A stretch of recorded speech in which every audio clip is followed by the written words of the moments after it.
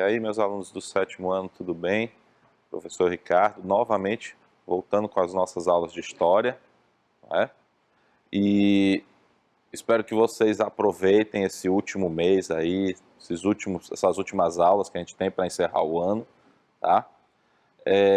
Prestando muita atenção, tá bom? O nosso conteúdo ainda é a escravidão, né, no Brasil. E lembra que no nosso último encontro a gente começou a tratar sobre as resistências, né, à escravidão, né, as formas de resistência à escravidão no Brasil, tá? E aí hoje eu vou completar esse conteúdo para vocês, tá, com todas as formas de resistência à escravidão que estavam presentes no Brasil, tá bom? Então vamos lá, começar.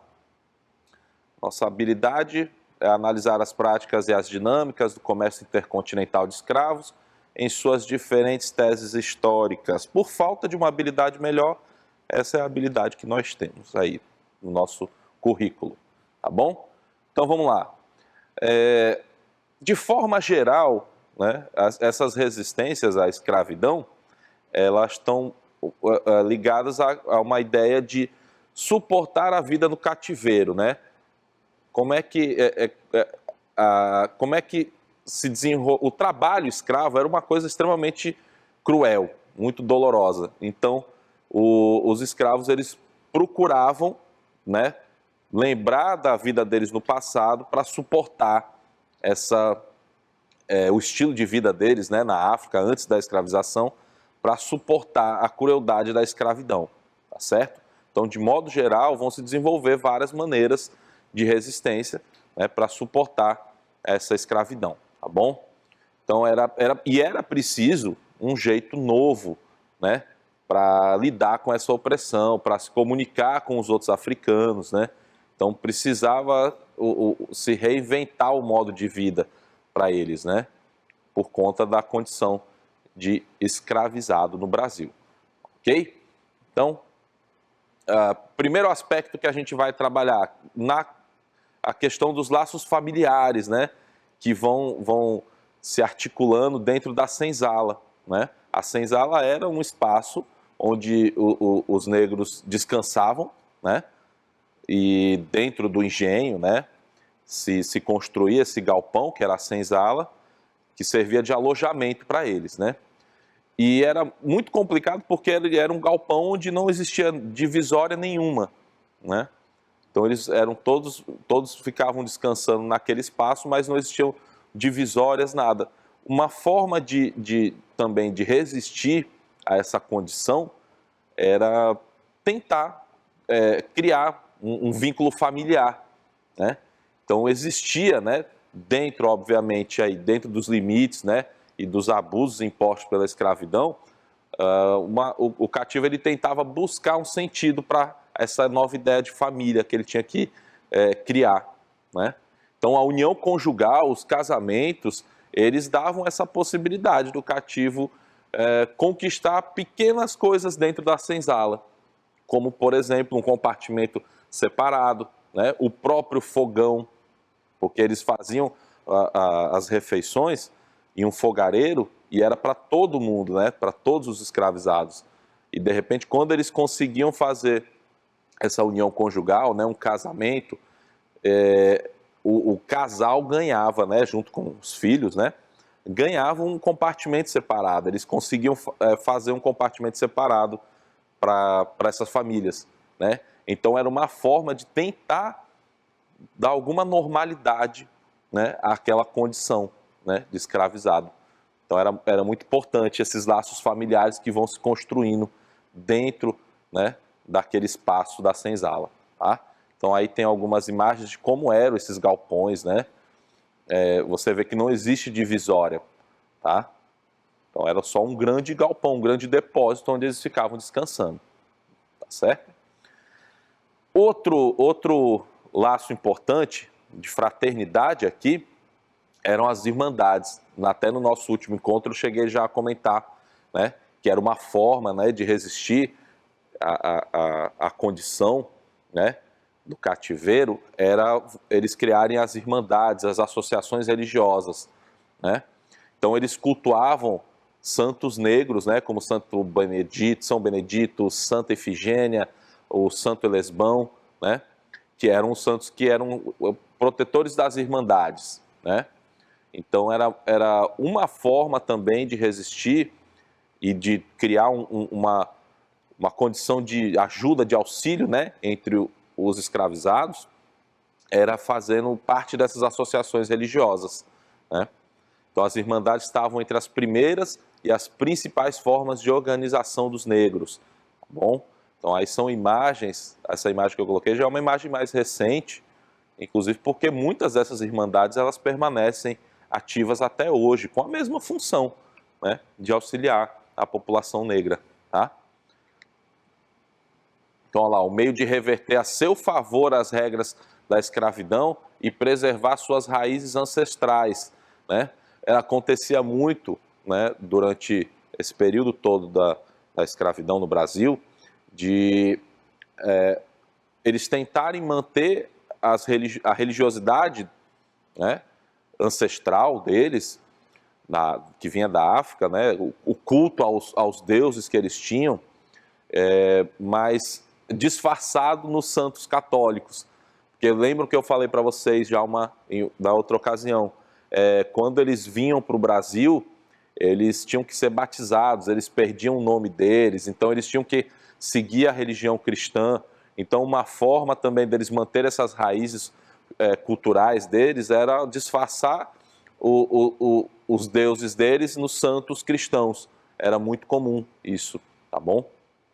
Então as associações também serviam, como eu falei, como espaço de ajuda aos irmãos, né, aos negros. Então eles organizavam os festejos, arrecadavam dinheiro, donativos, conseguiam comprar as cartas de alforria, né, quando eles juntavam dinheiro, né, desses festejos, eles aproveitavam para comprar cartas de alforria, né, de alguns escravizados. Então era muito importante esse laço de fraternidade, né, que se criava entre eles, tá bom?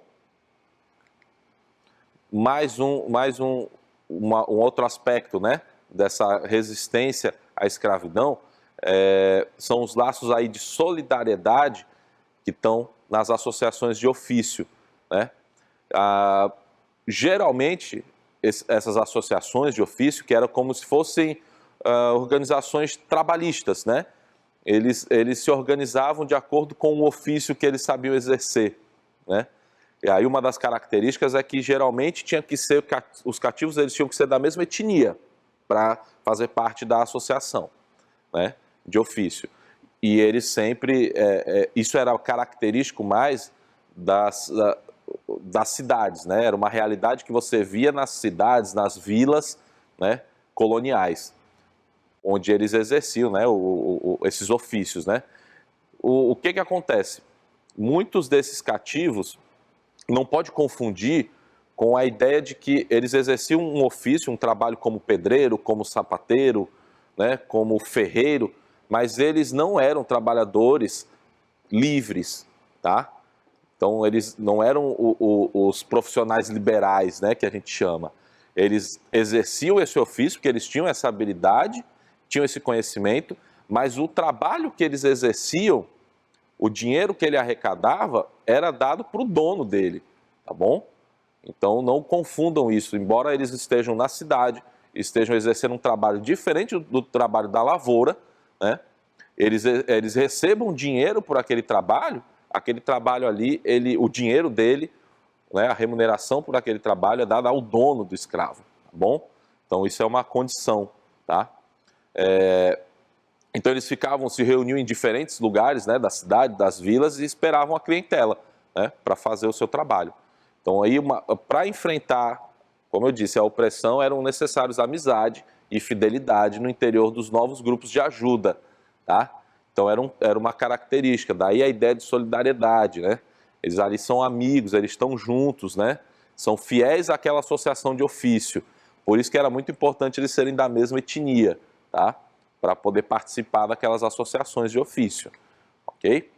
Olha lá, o ofício transformava o cativo em um trabalhador especializado, né? Então ele podia ser um operário de mineração, do ferro, podia ser comerciante, podia ser dentista, podia ser barbeiro, né, sapateiro, cabeleireiro. Então, eram diversos ofícios que eles tinham habilidade e eles podiam trabalhar, tá bom? Mas não esqueça, ele não é um trabalhador livre aqui, ele não recebe, ele não foi libertado para fazer esses ofícios, tá? Ele continua na condição de escravo e a remuneração é dada ao dono dele, tá certo? Aí uma outra forma, né, de resistência é a capoeira, né, que é uma luta, né, disfarçada de dança, que tem origem existem muitos debates, né, sobre a questão da capoeira, né, qual é a origem da capoeira, se ela veio da África, né, junto com os povos africanos, ou se ela se desenvolveu aqui por eles, né, no Brasil. E aí o consenso é que realmente na África ela existia mais como uma forma de cerimônia de conquista de parceiros. Então ela existia o início, né, da capoeira, né? Os primeiros movimentos, eles são realmente movimentos que estão presentes ainda na África, né? Mas o desenvolvimento dela, como a gente vê hoje, aconteceu no Brasil mesmo, né? Então ela é um patrimônio, né, cultural do Brasil, tá? E assim, o termo capoeira, né, servia para designar uma clareira no mato ou cesto onde se guardavam, né, os capões. A capoeira, ela, durante muito tempo, né, durante todo esse período da escravidão, ela não era uma prática que era vista com bons olhos pelas autoridades, né? Então, mesmo ela estando ali disfarçada de dança, porque os movimentos são movimentos muito rítmicos, né? Tem a ginga, você precisa ter a ginga para jogar capoeira, né? Era como se fosse um jogo, tá? E você precisava ter um gingado, parecia muito como a dança, né? Mas as autoridades, elas não permitiam, né, que se praticasse aquilo ali em público. Então, geralmente, os escravizados, até os libertos, né, eles praticavam, mas sempre escondidos, né? Porque as autoridades não permitiam, né, que se praticasse assim em público os movimentos, né? Porque ali já tinham conhecimento de que realmente era uma forma de defesa deles, era uma luta. Então, quanto mais pessoas aprendessem, né, quanto mais os escravizados aprendessem, mais eles tinham condição de se protegerem, né? Então era muito mal vista essa ideia de que a capoeira só passou a ser reconhecida, né, culturalmente como uma das raízes, né, da cultura africana no Brasil, a partir da década de 30, 40, já no governo do Getúlio Vargas, que ele dá um lugar já especial para a capoeira, tá bom? Então, 1930, 1940, né, no governo do Getúlio Vargas, muito tempo depois, tá bom?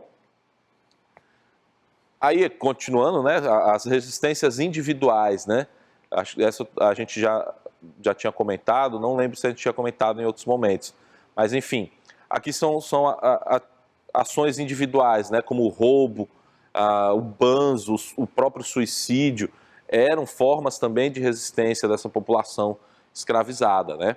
Muitos chegavam a praticar esses atos violentos, assassinavam seus senhores, né?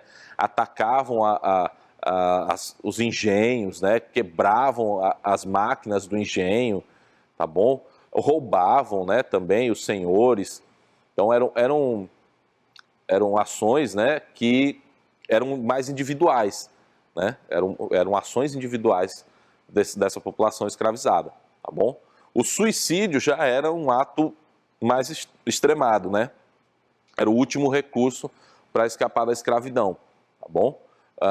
O banzo era uma profunda tristeza, né? Quando a gente fala nesse termo, banzo, significa tristeza. Isso aconteceu também com os indígenas, né? Que eram escravizados lá no início da colonização, inclusive para trabalhar nos próprios engenhos, né? E aí um detalhe muito importante que eu acho que eu não cheguei a comentar com vocês, no início da implantação, né, da economia canavieira no Brasil, né, da produção de açúcar no Brasil, se usava o indígena, né, como mão de obra, tá? E aí a gente comenta muito tradicionalmente de que essa mão de obra indígena ela não deu certo no trabalho das lavouras porque o índio não tinha esse costume de trabalhar, era mais comum que os negros escravizados trabalhassem, né? Os portugueses fizeram essa opção de trocar a mão de obra do indígena pelo negro escravizado africano, porque ele já tinha o costume de trabalhar nas lavouras, né? E aí foi feita essa troca, né? Tem um detalhe muito importante, que não é simplesmente porque o indígena não tinha esse costume do trabalho, né? A questão do tráfico de escravizados é um dos elementos fundamentais para entender isso, né? O tráfico era uma atividade muito lucrativa. Então você fazer essa troca tem a ver com o ganho que os traficantes iam ganhar, iam conquistar, né? Por conta do tráfico, né? Então, quanto mais escravizados eles iam trazendo para o Brasil, mais eles iam ganhando dinheiro. Então, a principal razão é essa. Não tem muito a ver com a habilidade do indígena trabalhar, com a habilidade do negro, né, escravizado trabalhar. Não tem muito a ver com isso. Tem a ver com o tráfico mesmo, que era uma atividade muito lucrativa, tá? Então, ó, aí a gente falou das resistências individuais, né? E aqui tem a questão da resistência coletiva, que era a formação dos quilombos, né? Os quilombos que eram acampamentos, né, montados pelos escravizados, que fugiam, né, de suas fazendas. E aí eles montavam esses acampamentos em áreas despovoadas, né, de difícil acesso, para poder ali se reunir e escapar, né, da condição do cativeiro, né? Então os quilombos eles facilitavam a sobrevivência dos seus moradores. Muitos deles eram polos, né, de atração dos cativos, tá bom? Olha lá, a resistência dos quilombolas revelava o propósito de não retornar às senzalas, né? Era como muitos ocupavam, né, fugiam para ocupar esses quilombos, né?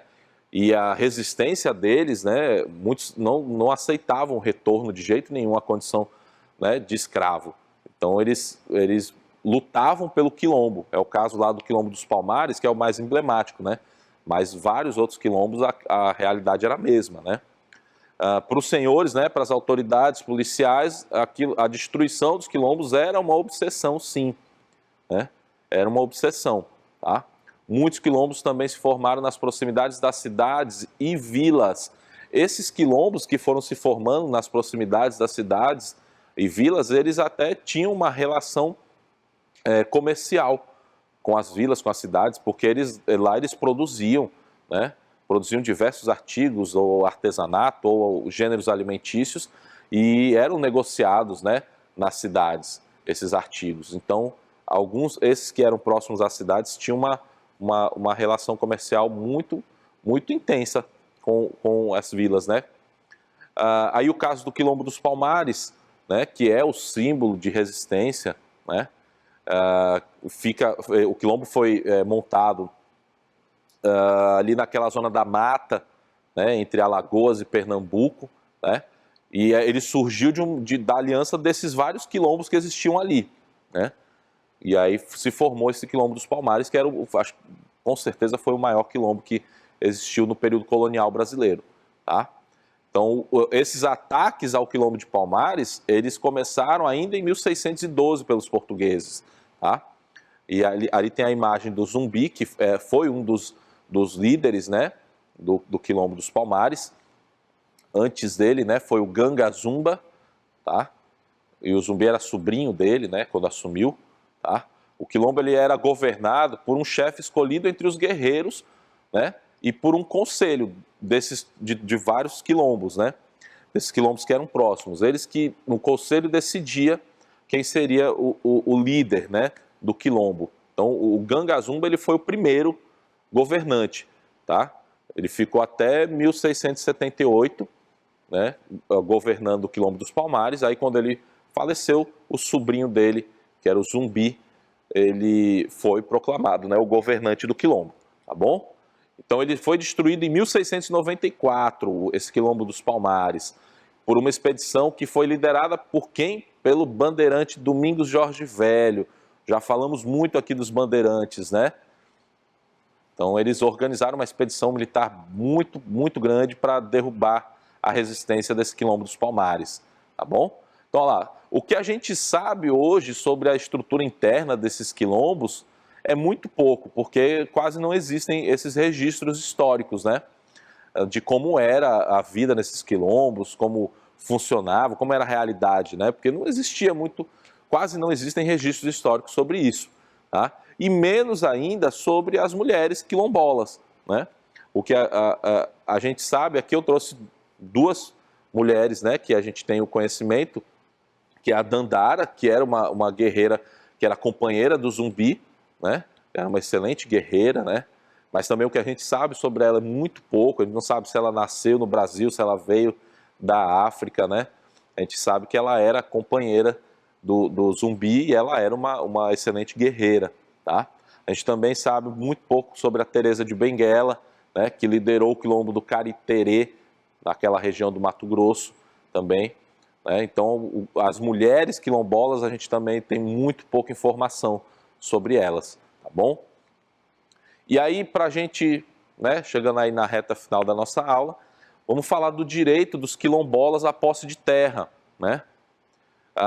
Na nossa Constituição Federal, a última de 1988, dois artigos aí mencionam a questão dos quilombos, né? O artigo 216 da nossa Constituição, né, que diz aí, ó, ficam tombados todos os documentos e sítios detentores de reminiscências históricas dos antigos quilombos. Então ficam tombados, né? Ou seja, é patrimônio histórico, né, nacional. Então não pode ser destruído, não pode ser mexido, tá bom? Então tá lá. O outro artigo é o 68, né, que aos remanescentes das comunidades dos quilombos que estejam ocupando suas terras é reconhecida a propriedade definitiva. Aí sim um ponto que a gente quer chegar, né, a questão da posse da terra onde eles tradicionalmente viviam, né, nos quilombos. Então a Constituição ela garante a posse da terra, né? Mas hoje a gente sabe que a realidade é um pouco diferente disso, tá? Olha aí, ó, o conceito de quilombo hoje ele está associado à ideia também de resistência, só que no presente, né? Porque essas comunidades quilombolas elas procuram viver com a forma semelhante a que eles viviam, né, no passado, né? Com uma produção ali, né, própria deles, né? Tentando manter as raízes, mas é muito complicado, é muito difícil, né? Porque são condições muito adversas, tá?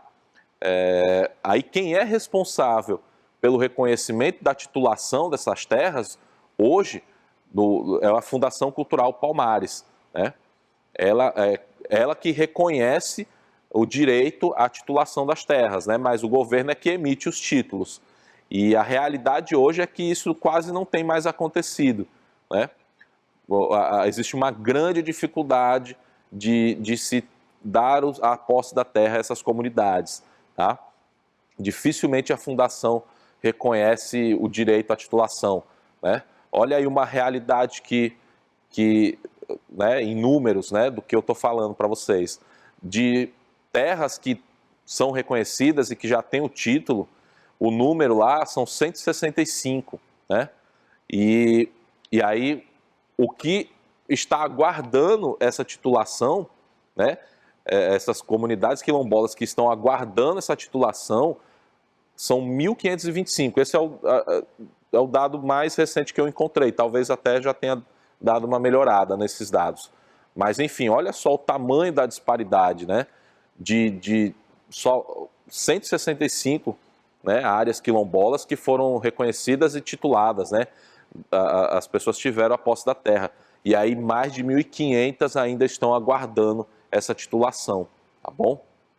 Ali também tem um mapazinho dessa distribuição nos estados, né, onde tem a maior faixa, né, de terra que são consideradas reservas quilombolas, né? Então você vê na faixa mais escura ali, esverdeado, o que for mais escuro é onde tem maior quantidade de reservas, né? Então você pode destacar ali já o Maranhão e a Bahia como os dois estados onde tem o grande número, né? De 500 comunidades a mais, né? Então Maranhão e Bahia, tá? Aí você tem o Pará também, região ali de Minas Gerais, que também são tem de 140 a 250 comunidades a serem reconhecidas, né? Que sabe que não só 165 delas foram reconhecidas e garantido a posse de terra, tá bom? É isso, pessoal. Um homem vê no mundo o que ele carrega em seu coração, tá bom? O filósofo aí Goethe, né, alemão, soltou essa aí direto do coração dele, tá bom? Gente, fiquem com Deus, um grande abraço e até a próxima aula.